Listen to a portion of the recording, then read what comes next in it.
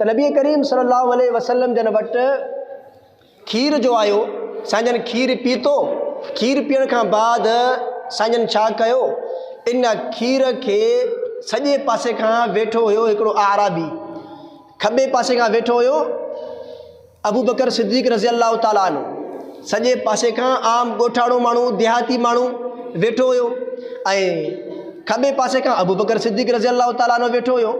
नबी करीम सल्लल्लाहु अलैहि वसल्लम जन फशरिब थुम्म आतल आराबिय वक़ाल अल अयमन फल अयमन। साईं जन छा कयो त अबू बकर सिद्दीक़ रज़ी अल्लाह ताला अन्हु खे खीर न ॾिनो, साईं जन उन देहातीअ खे खीर ॾिनो ऐं साईं जन फरमायो त अल अयमन फल अयमन, यानी जेको सॼे पासे खां वेठो आहे उनजो वधीक हक़ आहे। जेको सॼे पासे खां वेठो आहे उनजो वधीक हक़ आहे। ऐं हिकिड़ी ॿी रिवायत में बि ईअं ई ईंदो आहे त साईं जन वटि हिकिड़ी शइ आई पीअण वारी हुई।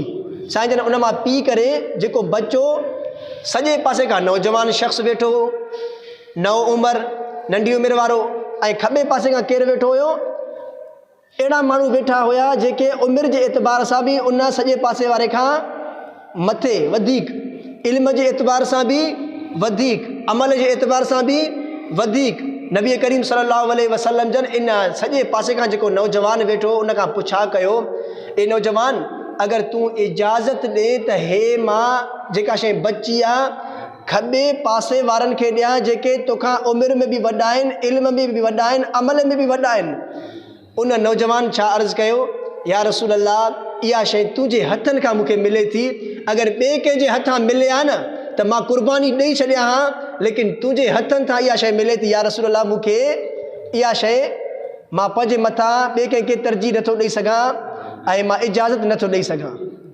त नबी करीम सल्लल्लाहु अलैहि वसल्लम जन पंहिंजे मथां उन नौजवान उन वॾड़नि खे पंहिंजे मथां तरजीह न ॾिनी, इन वजह जे करे जो इहा शइ अल्लाह जे रसूल जे हथनि खां मिले थी।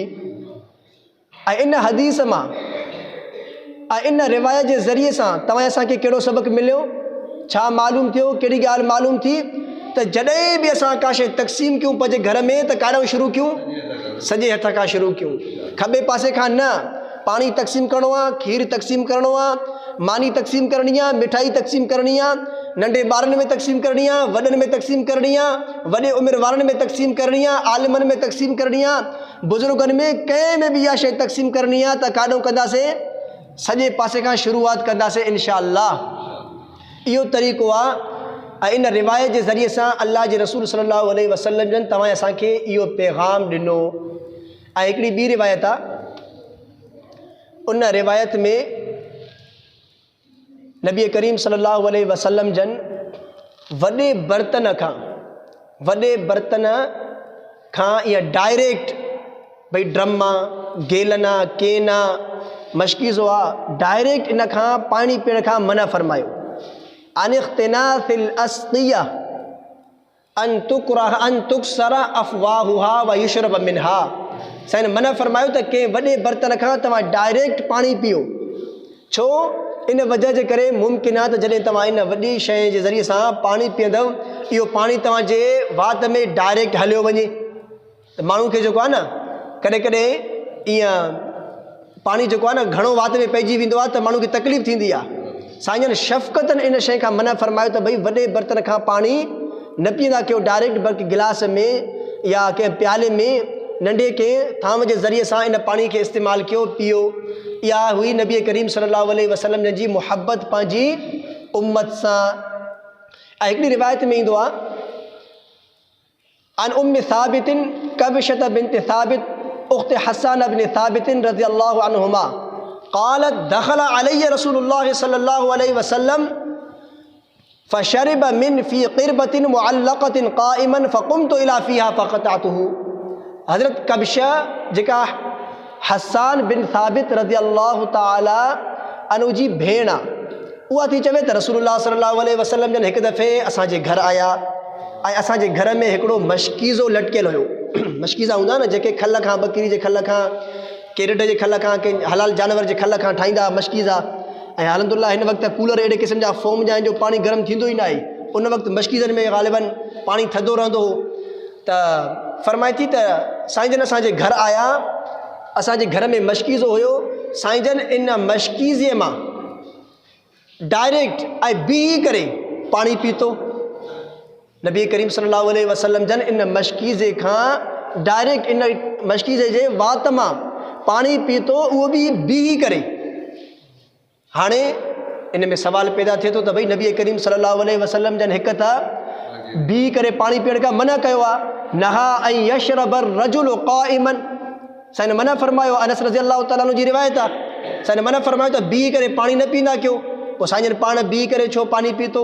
इन जो जवाबु इहो आहे त बाज़ अहिड़ियूं शयूं जेके नाजाइज़ ऐं हराम न आहिनि, उन्हनि खे करण सां गुनाह न मिलंदो, त साईं जन पंहिंजी ज़िंदगीअ में करे ॾेखारियो ताकी माण्हू इन अमल खे नाजाइज़ ऐं हराम न सम्झनि। यानी बीही करे मजबूरी तहत उज़ुर जे वक़्तु वेहण का हेठि वेहण जी का जॻह ई कोन्हे, त इन सूरत में माण्हू बीही करे पाणी पी सघे थो। या गिलास कोन्हे, प्यालो कोन्हे तव्हांजे अॻियां, ऐं कंहिं वॾे उन में टप में अहिड़े कंहिं ड्रम में गेलनि में पाणी मौजूदु आहे, त ॿी का सूरत ई कोन्हे, त मजबूरन तव्हां छा कंदव? उन साईं पाणी पीअंदव। त साईं जन पंहिंजे अमल सां इहो करे ॾेखारियो त माण्हू इन खे नाजाइज़ ऐं बिल्कुलु हराम न सम्झनि। त इन रिवायत मां नबी करीम सल्लल्लाहु अलैहि वसल्लम जन इहो पैगाम ॾिनो त कभी कभार ज़रूरत पए त माण्हू बीही करे पाणी बि पी सघे थो, ऐं ॿिए नंबर ते के वॾे बर्तन खां बि पाणी पी सघे थो ज़रूरत जे वक़्तु। ऐं इन में ॿी अहम ॻाल्हि जेका सम्झण जी आहे, ॾिसो उहा हज़रत कबशा छा थी चवे, नबी करीम सल्लल्लाहु अलैहि वसल्लम जन जॾहिं हलिया विया त मां वञी करे इन मशकीज़े जे इन चमड़े जे उन हिसे खे, जंहिं हिसे खे साईं जन जा चप मुबारक लॻा हा, मां उन खे कटे करे पाण वटि महफ़ूज़ रखियुमि। उन हिसे खे कटे करे मां पाण वटि महफ़ूज़ रखियुमि। त मां इहो फ़ैसिलो कयो त मशकीज़ो हाणे इस्तेमाल जे लाइ न आहे, बल्कि बतौर बरकत पाण वटि रखण जे लाइ आहे। इहो अमल कंहिं कयो? हज़रत कबशा बिन्त साबित रज़ी अल्लाह ताला अन्हा, जेका हसान बिन साबित जी भेण आहे। ऐं अहिड़े तरीक़े सां ॿिया बि खोड़ सारा अहिड़ा वाक़िया मौजूदु आहिनि। अबू महज़ूर रज़ी अल्लाह ताला जे बारे में ईंदो आहे त मक्का मुकर्रम जो नबी करीम सल्लल्लाहु अलैहि वसल्लम जन उन खे मुक़ररु कयो मुअज़्ज़िन। ऐं हज़रत अबू महज़ूर पंहिंजे नंढपिण वारे उमिरि में मुस्लमान थियो हुयो, अबू महज़ूर रज़ी अल्लाह ताला अन्हु। ऐं इन नंढपिण वारे उमिरि में जॾहिं मुस्लमान थियो, चवे थो त नबी करीम सल्लल्लाहु अलैहि वसल्लम जन मुंहिंजे मथे ते पंहिंजो हथु मुबारक रखियो, ऐं मां पंहिंजी सॼी ज़िंदगीअ में मथे जे इन हिसे जा वार न कटराया, न ठाराया, छो त इन हिसे ते नबी करीम सल्लल्लाहु अलैहि वसल्लम जा हथ लॻल हुया। सॼी ज़िंदगी गुज़री वई, इन हिसे खे न हथ बि न लाथो, वारनि खे न ठारायो, न कटरायो। इहा छा हुई? इहा सहाबा इकराम जी अल्लाह जे रसूल सां मुहबत हुई। अहिड़े तरीक़े सां हिकिड़ो ॿियो वाक़ियो ईंदो आहे, हज़रत जाबिर रज़ी अल्लाह ताला अन्हु फरमाइनि था त हिकु दफ़े नबी करीम सल्लल्लाहु अलैहि वसल्लम जन मूंखे चांदीअ जा सिक्का ॾिना, मां इहे सिक्का इस्तेमालु न कया, न खपाया, न ख़र्च कया, हता कि पंहिंजे वफ़ात जे वक़्तु पंहिंजी औलाद खे, फैमिली खे, ख़ानदान वारनि खे इहो वसियत करे विया त जॾहिं मां वफ़ात करे वञा त इहे चांदी जा सिक्का इस्तेमालु न कजो। वॾे अरसे ताईं उनजे ख़ानदान में इहे चांदीअ जा सिक्का रहिया, लेकिन इत्तिफ़ाक़ी तौर ते, हंगामी तौर ते कंहिं मौक़े ते ज़ाया थी विया हा। इहा छा हुई? अल्लाह जे रसूल सां सहाबा इकराम जी मुहबत। हज़रत उम्मे सुलैम रज़ी अल्लाह ताला अन्हा चवे थी त नबी करीम सल्लल्लाहु अलैहि वसल्लम जन हिकु दफ़े आराम में हुया, ऐं अव्हांखे ख़बर आहे त अरब जी जेका गर्मी आहे, दुबई, सऊदी माशाल्लाह जेके हुते रहंदा आहिनि, ऐं नज़ीर अहमद साहब वारा, इहे इन्हनि खे मालूम हूंदी केॾी गर्मी हूंदी आहे। ऐं इन तरीक़े सां जॾहिं साईं जन आराम में हुया, उहा उम्मे सुलैम रज़ी अल्लाह ताला फरमाई थी त साईं जन जे जिस्म अतहर खां, जिस्म मुबारक खां पघर वहे पियो, पघर जा इहे टेपा जेके न कतरा हेठि किरनि पिया। मां कंहिं तरीक़े सां शीशी हथ करे इन पघर जे कतरनि खे इन शीशीअ में महफ़ूज़ रखियमि, ऐं जॾहिं बि मां ख़ुशबू इस्तेमालु कंदी हुयमि त इन ख़ुशबूअ में साईं जन जे इन पघर मुबारक मंझां हिकिड़ो कतरो बि विझंदी हुयमि, ऐं अहिड़ी ख़ुशबू हूंदी जो मुश्को अंबर जी ख़ुशबू बि उनजे अॻियां हेठि ऐं ज़ीरो। पुॼेसि कोन, उनजे मुक़ाबले में ई न अचे। ऐं हिकिड़ी सहाबियाणी हुई, उनखे नबी करीम सल्लल्लाहु अलैहि वसल्लम जन जा हिकु दफ़े वार मुबारक हथ अची विया, साईं जन जा वार उनखे हथ अची विया। उहा सहाबियाणी चवे थी त साईं जन जा इहे वार मुबारक मां कंहिं शीशीअ में विझी करे उन में मां पाणी विधमि, ऐं पाणी विझी करे असांजे महले में, असांजे घर में या अज़ीज़ अक़ारिब में कोई बि बीमार थींदो हुयो त मां छा कंदो हुयुमि, इन पाणीअ जे कतरनि मंझां कुझु कढी करे, पाणीअ मंझां कुझु कतरा कढे उन ॿिए पाणीअ में सां मिलाए उन पाणीअ खे असां उन मरीज़ खे पीआरींदा हुआसीं त अल्लाह रब्बुल इज़्ज़त इन पाणीअ जे ज़रिए सां उन मरीज़ खे सिहत अता फ़रमाईंदो, उहा मरीज़ ठीकु थी वेंदो अल्हम्दुलिल्लाह। इहे सहाबा किराम रज़ी अल्लाह ताला जी हिकु त मुहबत ऐं नबी करीम सल्लल्लाहु अलैहि वसल्लम जन जा मौजज़ात, नबी करीम सल्लल्लाहु अलैहि वसल्लम जन जे तबरुकात मां सहाबा किराम अहिड़े तरीक़े सां फ़ाइदो वरितो। हाणे हिन में अहम ॻाल्हि जेका मां अव्हांखे सम्झाइणु चाहियां पियो त ॾिसो, कॾहिं कॾहिं असां वेंदा आहियूं न, कंहिं ख़ानका में वेंदा आहियूं, कंहिं इदारे में वेंदा आहियूं त असांखे ईअं ई बुज़ुर्गनि जी का टोपी मिलंदी आहे, या पटको मिलंदो आहे, तलवार तव्हांखे असांखे उते मौजूदु ॾिसंदा आहियूं, या चप्पल मिलंदी आहे, या जुबो मिलंदो आहे, रूमाल मिलंदो आहे। इन ई हदीस मां इहा ॻाल्हि साबित थिए थी त भई अंबिया अलैहिमुस्सलातु वस्सलाम, सहाबा किराम, ताबईन, तब ताबईन, औलिया अल्लाह, बुज़ुर्गान दीन, इन्हनि जी का शइ अगरि बरकत जे तौर ते माण्हू पाण वटि रखे थो त इन जी गुंजाइश आहे। हज़रत शेखुल इस्लाम मुफ्ती मोहम्मद तक़ी उस्मानी साहिब जन लिखियो आहे त इन में माण्हू एतिदाल सां कमु वठे, न हद खां किरास करे, हद खां किरास करे, यानी उन एॾो इतिक़ाद रखे जो शिरक में वञी करे मुब्तला थिए, वञी करे इनजी पूॼा करणु लॻे, या सभु कुझु इन्हनि तबरुकात खे सम्झणु लॻे, ईअं बि न करे। ऐं ईअं बि न करे जो इन्हनि खे ॾिसी करे उनखे चिड़ वठे त भई हे तव्हां कहिड़ो कमु शुरू कयो आहे, मुशरिक थी विया, फ़िलान फ़िलान, न, बल्कि दरमियानो रस्तो, न बेअदबी करणी आहे ऐं न वरी उन्हनि खे एतिरो जेको आहे न इन नियत सां ॾिसणो आहे त इहे तबरुकात असांजे लाइ सभु कुझु आहिनि, न। अल्लाह ताला इन मामले में असांखे एतिदाल नसीब फरमाए। इन रिवायत में असांखे पहिरें नंबर ते इहा ॻाल्हि मालूम थी त साईं जन ज़रूरत पवंदी हुई त बीह करे पाणी बि पीअंदा हुआ, ऐं ॿिए नंबर ते साईं जन जा जेके तबरुकात आहिनि अहिड़े तरीक़े सां ॿिया सहाबा किराम, बुज़ुर्गान दीन, औलिया अल्लाह, उन्हनि जे तबरुकात खे रखण जी बि गुंजाइश निकिरी वई इन हदीस जे बुनियाद ते। ऐं इन ई ॻाल्हि ते बीह करे पाणी पीअणु, हज़रत इब्न अब्बास रज़ी अल्लाह ताला अन्हुमा फरमाए थो त सक़ैतु नबी सल्लल्लाहु अलैहि वसल्लम मिन ज़मज़म फ़शरिब वहुव क़ाइमुन, साईं जन खे मां ज़मज़म जो पाणी जेको आहे न पेश कयो, साईं जन पीतो बीह करे साईं जन पाणी पीतो ज़मज़म जो। हाणे इन रिवायत मां बाज़ उलमा इकराम फरमाइनि था त ज़मज़म जो पाणी बीह करे पीजे, लेकिन हक़ीक़त जेका ॻाल्हि आहे न इहा आहे त ज़मज़म जो पाणी हुजे, मशहूरु आहे न ज़मज़म जो पाणी, या वुज़ू खां बचियल पाणी बीह करे पीजे, इहा ॻाल्हि मशहूरु आहे। लेकिन सही जेका ॻाल्हि आहे, अफ़ज़ल जेको अमल आहे उहो आहे ज़मज़म जो पाणी बि वेही करे पीजे, ऐं वुज़ू खां जेको बचियल पाणी आहे उहो बि वेही करे पीजे। हाणे रही ॻाल्हि इहा त नबी करीम सल्लल्लाहु अलैहि वसल्लम जन बीह करे पाणी पीतो, इन जो जवाबु इहो आहे त अब्दुल्लाह बिन अब्बास रज़ी अल्लाह ताला अन्हुमा जॾहिं साईं जन खे पाणी पेश कयो ज़मज़म जो, उन वक़्तु साईं जन इन ज़मज़म जे खूह जे भरिसां बीठा हुआ, हिकिड़े पासे खूह ज़मज़म जो पाणी, ॿिए पासे जेको आहे न माण्हू जी जेका रश, ऐं टे पासे मिटी हुई, माशाअल्लाह मार्बल त हाणे लॻल आहे न, उन ज़माने में त इहा मार्बल वग़ैरह टाइल न हूंदी कुझु बि। त इन उज़्र जे वजह जे करे, इन उज़्र जे बुनियाद ते साईं जन ज़मज़म जो पाणी बीह करे पीतो।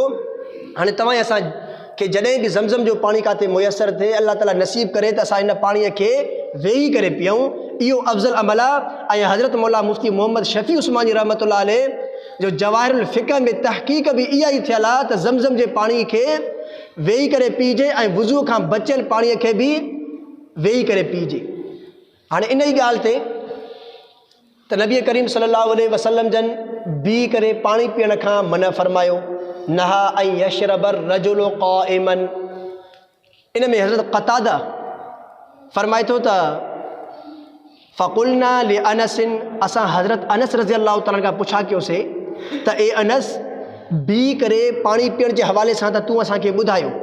त साईं जन मना फरमायो बी करे पाणी पीअण खां, ऐं कॾहिं ज़रूरत पई साईं जन बी करे पाणी बि पीतो।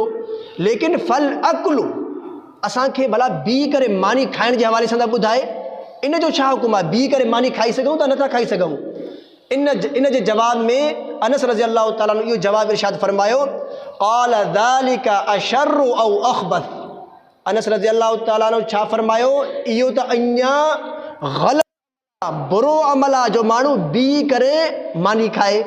हाणे इन हदीस रिवायत जे बुनियाद ते बाज़ हज़रात उलमा इकराम यानी मुतफ़िक़ तौर ते इन हदीस जे बुनियाद ते हज़रात उलमा इकराम छा था फरमाइनि, बी करे पाणी पीअण मकरूह तंज़ीही आहे ऐं बी करे मानी खाइण मकरूह तहरीमी आहे, यानी हराम जे वेझे वेझे, हराम जे क़रीब क़रीब। हाणे इन ते पहिरें नंबर ते अब्दुल्ला बिन उमर रज़ी अल्लाह ताला अनुमा जी हिकिड़ी रिवायत आहे जो नबी करीम सल्लल्लाहु अलैहि वसल्लम जे ज़माने में असां घुमंदे फिरंदे बि खाईंदा हुआसीं, बी करे बि पाणी पीअंदा हुआसीं। अब्दुल्ला बिन उमर रज़ी अल्लाह ताला छा था फरमाइनि, असां साईं जन जे ज़माने में घुमंदे फिरंदे बि खाईंदा हुआसीं, बी करे पाणी पीअंदा हुआसीं। हाणे इन जो जेको जवाबु आहे, इन हदीस मां इहा ॻाल्हि मालूम आहे त उहा शइ खाइण वारी चॉकलेट आहे, अखरोट आहे, बादाम आहे, मुंगेरा आहिनि या चीगम आहे, टॉफ़ी आहे, इहे शयूं जेके आहिनि न तव्हां चलते फिरते खाई सघो था। लेकिन इन में बि कोशिशि करे माण्हू पंहिंजो मामूल न बणाए, मुस्तक़िल। हाँ, क़िस्मत सां भई कोई दोस्त खाए तो तव्हांखे रस्ते में असांखे ॾिनई त भई खाओ, त माण्हू उनजी मुहबत ख़ातिर उहा शइ उन खां वठे, या पाण कॾहिं कॾहिं दिलि चवंदी आहे या तबियत ख़राबु थी पवंदी आहे, दिलि चवंदी आहे त का शइ अहिड़ी का मिठी पंहिंजे वात में विझां, त ईअं कंहिं मजबूरी तहत या ईअं ई पंहिंजे ख़ुशीअ सां बि माण्हू कॾहिं कॾहिं इन अमल खे इख़्तियार करे सघे थो, मुस्तक़िल न बणाए आदत पंहिंजी बहितर आहे। ऐं जेका अनस रज़ी अल्लाह ताला जी रिवायत आहे न, साईं जन बी करे मानी खाइण खां मना फरमायो, उन मां मुराद बाक़ाइदा मानी आहे जंहिंजे लाइ दस्तरखान लॻंदो आहे, दस्तरखान माण्हू सजाईंदो आहे। त मंझंदि जी मानी आहे, शाम जी मानी आहे या मुस्तक़िल नाश्तो आहे, इन रिवायत मां इहा ॻाल्हि आहे। लेकिन हिन वक़्तु बाज़ हज़रात छा चवंदा आहिनि त भई इन में किफ़ायत शिआरी आहे। छा आहे? यानी बी करे मानी खाराइण में ख़र्चो घटि थींदो आहे। चवंदा आहिनि न बाज़ माण्हू त भई हेॾो अल्लाह जे रसूल सल्लल्लाहु अलैहि वसल्लम जन सरी लफ़्ज़नि में तव्हां असांखे मना थो करे, हेॾो चिटो मना थियल आहे त भई बी करे मानी न खाओ। हाणे असां इहो बहानो कयूं त भई ख़र्चो घटि थिए थो, इहा त अजीब ॻाल्हि थी न। ख़र्चो घटि करण जे लाइ ॿिया खोड़ तरीक़ा मौजूदु आहिनि, माण्हू लाइटूं घटि करे या चिराग, उन खां अलावा म्यूज़िक आहे, इन्हनि शयुनि जे मथां फ़ुज़ूल ख़र्ची न करे इहे पैसा माण्हू पंहिंजा बचाए, जिते 500 माण्हू खे दावत ॾियण जी गुंजाइश आहे 1000 माण्हू न ॿुधाए, अहिड़े तरीक़े सां माण्हू पंहिंजे ख़र्चे खे जेको आहे न कवर करे बचाए। लेकिन इहा त अजीब ॻाल्हि थी वई त भई इन में कुर्सियुनि जो ख़र्चो बचे थो। छा कुर्सियुनि जो ख़र्चो बचाइण इहा ॻाल्हि असांजे लाइ अहमियत रखे थी, या नबी करीम सल्लल्लाहु अलैहि वसल्लम जन जी इहा सुन्नत, इहा आदत, इहो हुकुम? हिकु मुस्लमान कलमे गो ईमान वारो जॾहिं इन हदीस खे ॿुधी करे उन जे बावजूद बि इहा ॻाल्हि करे त भई इन में किफ़ायत शिआरी आहे, कुर्सियुनि जो ख़र्चो बचे थो, इहा अजीब ॻाल्हि आहे। हिकिड़ो शेर ईंदो आहे अरबी में, अमुर्रु अला दियार दियार लैला उक़ब्बिलु ज़ल जिदार व ज़ल जिदारा। मजनून जेका आहे न लैला जे इश्क में, मुहब्बत में, जॾहिं लैला जे इलाइक़े जे, ॻोठ जे, शहर जे घिटियुनि मां घुमंदो हो त घिटियुनि खे बि चुमियो, भितनि खे चुमियो ॾींदो हो, दीवारनि खे। ऐं शाइर छा थो चवे त मजनून लैला जी मुहब्बत में एॾो वॾो अमल करे सघे थो, लेकिन असां नबी करीम सल्लल्लाहु अलैहि वसल्लम सां एतिरी मुहब्बत बि नथा करे सघूं। कुर्सियुनि जो ख़र्चो बचाइण जे लाइ चऊं था हिन में किफ़ायत शिआरी आहे, ख़र्चो घटि थिए थो। अल्लाहु अकबर। इन कलमो पढ़ंदड़ मुस्लमान के छा चइजे ॿियो? इन खां वधीक असांजे लाइ बदबख़्ती जी कहिड़ी ॻाल्हि हूंदी जो नबी करीम सल्लल्लाहु अलैहि वसल्लम जी चिट्ठी हदीस ॿुधी करे बि असां इन अमल खे इख़्तियार कयूं या ईअं बहाना कयूं। त नबी करीम सल्लल्लाहु अलैहि वसल्लम जो इहो ई तरीक़ेकार हुयो। ज़मज़म जे पाणी जे हवाले सां बि अव्हां खे अर्ज़ु रखियुमि ऐं बीह करे पाणी जे हवाले सां बि त जॾहिं बि माण्हू पाणी पीए बिस्मिल्लाह पढ़ी करे पाणी पीए, 3 साह में पाणी पीअणु अफ़ज़ल आहे, 3 हिसनि में करे पीअणु। ऐं जॾहिं बि माण्हू पाणी पीए त थांव खे माना गिलास खे इन प्याले खे पंहिंजे वात मंझां परे करे या 2 हिसनि में पाणी पीए, 4 में पीए, उन में को हर्ज कोन्हे। अल्लाह तबारक व तआला असांखे इन पाणी पीअण वारे सुन्नत सां गॾु गॾु हर सुन्नत जे मथां अमल करण जी तौफ़ीक़ अता फ़रमाए। जिन दोस्तनि सुन्नत नाहे पढ़ी सुन्नत पढ़ी वठनि। वमा अलैना इल्लल बलाग।